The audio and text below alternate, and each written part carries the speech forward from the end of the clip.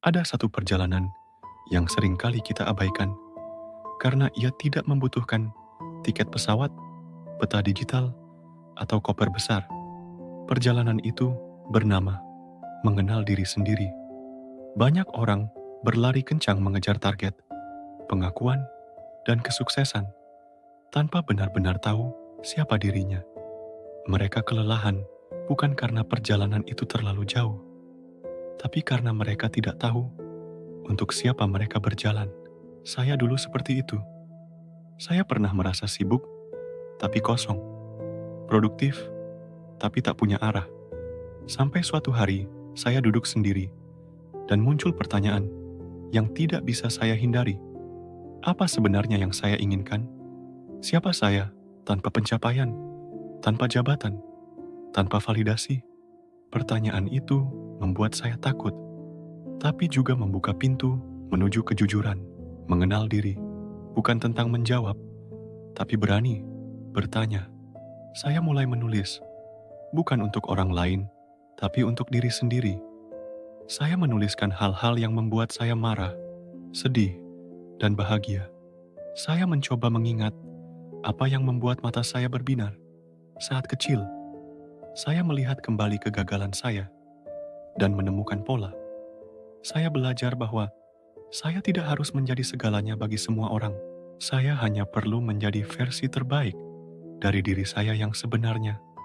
Dan saya sadar, mengenal diri bukan tentang menemukan jawaban final, tapi tentang menjadi teman terbaik bagi diri sendiri dalam proses.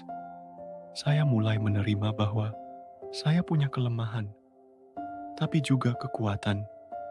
Saya menyadari bahwa suara hati saya terlalu lama saya diamkan, dan sudah waktunya saya mendengarkannya. Mengenal diri sendiri bukan tentang sempurna, tapi tentang jujur. 1. Siapa saya sebenarnya? Menemukan nilai, minat, kekuatan, dan kelemahan.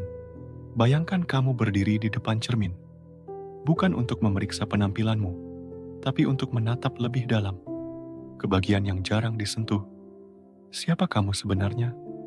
Saya pernah bertanya pada diri sendiri, apa nilai hidup saya yang tak bisa diganggu-gugat? Jawabannya bukan datang sekaligus, tapi dari pengalaman hidup yang menyentuh. Saat saya menolak kompromi demi kejujuran, saya sadar integritas adalah nilai inti saya. Saat saya merasa hidup, saat menulis, atau membantu orang lain berpikir lebih jernih, saya tahu minat saya ada di sana. Dan saat saya melihat orang datang padaku untuk meminta arahan, saya baru sadar bahwa kekuatan saya ada dalam mendengarkan dan mengarahkan. Tapi saya juga bertemu sisi gelap saya. Saya mudah overthinking. Saya takut kecewa. Kadang saya menunda karena takut hasil saya tak sempurna. Dan semua itu tak membuat saya buruk. Itu membuat saya manusia. Mengenal diri bukan untuk mencari kehebatan, tapi untuk berdamai dengan kenyataan. 2. Apa yang saya inginkan dalam hidup? Menemukan arah dan rasa. Ada masa di mana saya menjalani hidup seperti mengikuti arus. Saya produktif, tapi tanpa arah. Sampai saya menyadari, saya tahu apa yang tidak saya inginkan. Tapi saya belum pernah benar-benar bertanya, apa yang saya inginkan? Jadi saya menulis, saya ingin hidup dengan makna, bukan hanya rutinitas. Saya ingin membantu orang lain, tapi tanpa kehilangan diri sendiri. Saya ingin bekerja di tempat yang membuat saya tumbuh, bukan hanya bertahan.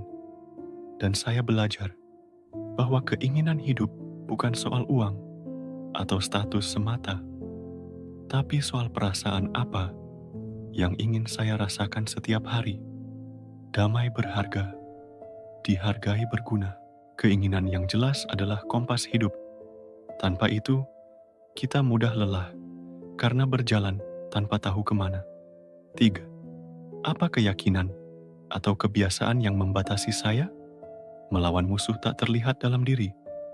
Ada suara kecil di kepala saya yang sering muncul saat saya akan mulai sesuatu. Kamu nggak cukup baik. Kalau kamu gagal, semua akan menertawakan. Siapa kamu? Berani-beraninya bermimpi sejauh itu. Saya tak sadar, suara itu adalah keyakinan lama yang saya warisi dari pengalaman buruk, kata orang, atau kegagalan masa lalu. Suara itu membuat saya menunda, takut mencoba, dan terus merasa kurang. Sampai akhirnya saya bertanya, apakah ini benar? Atau ini hanya cerita lama yang saya ulangi tanpa sadar? Saya mulai menulis ulang narasi batin saya. Dari saya nggak cukup baik, menjadi saya cukup dan selalu bisa berkembang. Dari saya takut gagal, menjadi saya boleh gagal selama saya terus belajar. Dari saya harus sempurna, menjadi saya boleh salah karena saya manusia. Keyakinan kita bisa menjadi penjara atau bisa menjadi sayap, tergantung apa yang kita pilih untuk percaya. Mengenal diri bukan pencapaian yang selesai dalam sehari. Ia seperti merawat taman, perlu waktu, ketekunan, dan cinta. Tapi dari sanalah semua hal baik bertumbuh. Kedamaian, arah, dan hubungan yang sehat. Dan bila kamu masih mencari siapa dirimu, itu bukan kelemahan.